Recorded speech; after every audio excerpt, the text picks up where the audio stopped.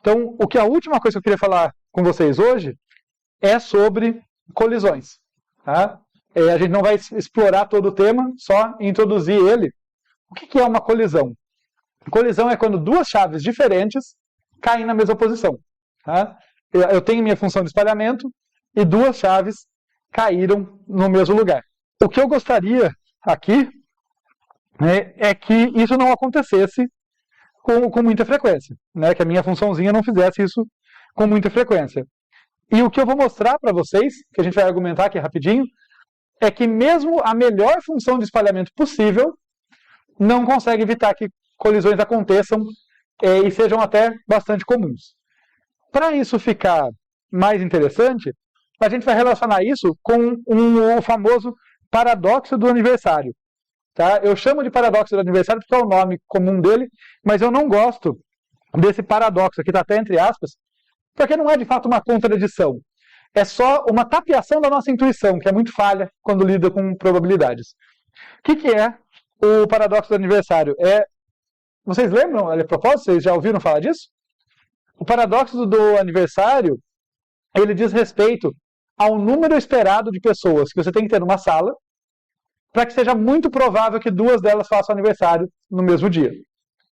E a gente chama de paradoxo porque a nossa intuição normalmente esperaria que você precisasse de muito mais pessoas do que de fato é necessário para que aconteça essa coincidência.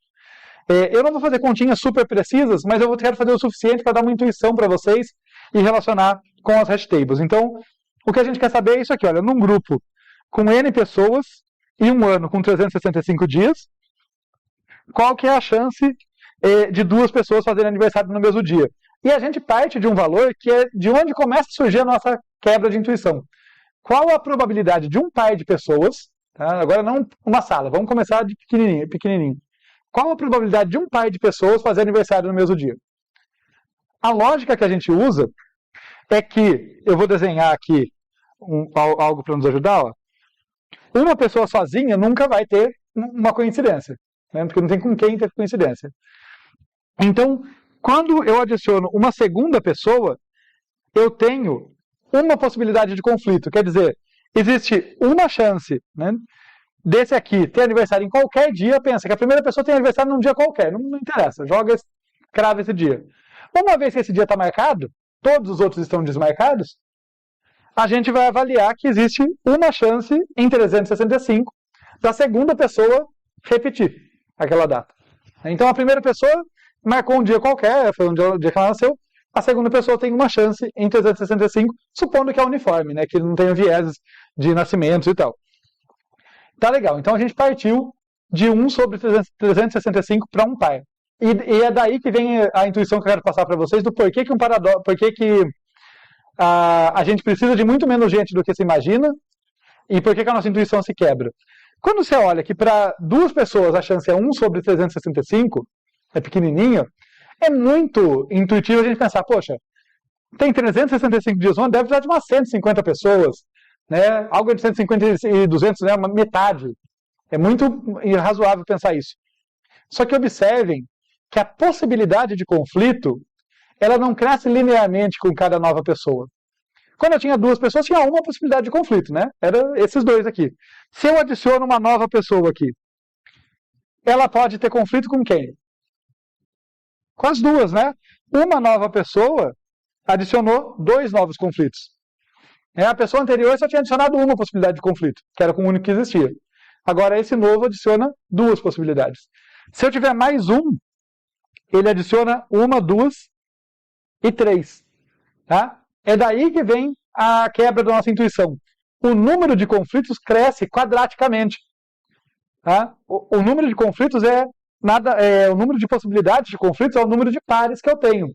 O número de pares é n escolhe 2, dado um conjunto com n elementos, tomados 2 a 2. Então, o que a gente tem é que, embora a possibilidade de um par seja pequenininha, o número de pares é n escolhe 2, ou combinação de n tomados 2 a 2.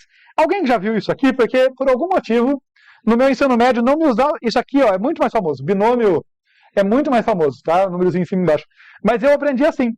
Então, por isso que eu sempre ponho os dois para, né, ter a linguagem ali.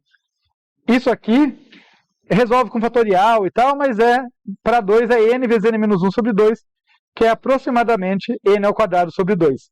Tá? Quer dizer, cresce quadraticamente. Por isso que começa tão pequenininho e quando a gente percebe já está grande. Tá? Já está um número bem grande. Eu não vou fazer todas as continhas, tá? Porque vocês estão me olhando com aquela cara de exaustão. Eu só vou contar para vocês que fazendo as continhas tem uma videoaula sobre isso. A probabilidade de 50% de chance, o n que atinge 50% de chance, em função justamente desse quadrado, acaba sendo quando eu tenho raiz do número de dias. Então, o n para 50% de chance, ele é raiz de 365, que é aproximadamente 19. Tá? Isso aqui para ter 50% de chance de ocorrer ali de 2 pessoas terem. Então, se eu tiver 19 pessoas numa sala, já tem metade de chance de ter um paralelo, porque justamente cresce muito rápido. Eu queria que vocês pegassem essa intuição. Tá? Vai crescendo muito rápido o número de possibilidades de conflito. É pequenininho a de um par, mas o número de pares cresce muito. Só vamos amarrar isso com a nossa tabela de espalhamento, e daí eu libero vocês. O ano, nesse caso, é a nossa tabela de espalhamento, é o tamanho da nossa tabela de espalhamento. É o número de dias que eu posso cair, é o número de índices, é o nosso M. Tá? E o número de pessoas na sala é o número de pessoas na minha tabelinha. Tá? Então, pensando nisso, se a solução é raiz do M ali, olhem que interessante. O número de pessoas, se eu tiver uma tabela que tem 1 bilhão se eu tiver uma tabela que tem 1 bilhão de posições, tá? Então, quer dizer, eu estou me preparando para receber um banco de dados grande. Tá? O meu M é igual a 1 bilhão. Tá? Vamos colocar aqui. Perdão, 1 milhão. A conta vai ficar mais. A raiz vai dar mais certo. Eu falei 1 bilhão, mas desculpa, 1 milhão. O N, que vai me dar 50% de chance de um conflito, vai ser aproximadamente raiz quadrada de M, tá? Fazendo o paralelo aqui, né, dessa continha, que é raiz quadrada de 10 à sexta, que é 10 à terceira. Ou seja, numa tabela que tem 1 milhão de posições, mesmo que a minha função de espalhamento for excelente, distribui super bem, quando eu tiver 1000 elementos lá, que dá 0,1% de ocupação, já tem 50% de chance de eu ter um conflito. Quando eu chegar em 1% de ocupação, com certeza já tem conflitos. Então, essa amarração para a próxima aula é que, por melhor que seja a minha função de espalhamento, não adianta, mesmo que a minha carga seja pequenininha, né, eu mal comecei a preencher essa minha tabela, né, eu estou abaixo de 1% de preenchimento, eu já vou ter que lidar com conflito. Tá? E na próxima aula a gente vai ver como que a gente lida com eles, como que a gente evita essas coincidências, como que a gente trata essas coincidências. Evitar não tem como, a gente minimiza, mas não evita. Na próxima aula a gente vê como tratar.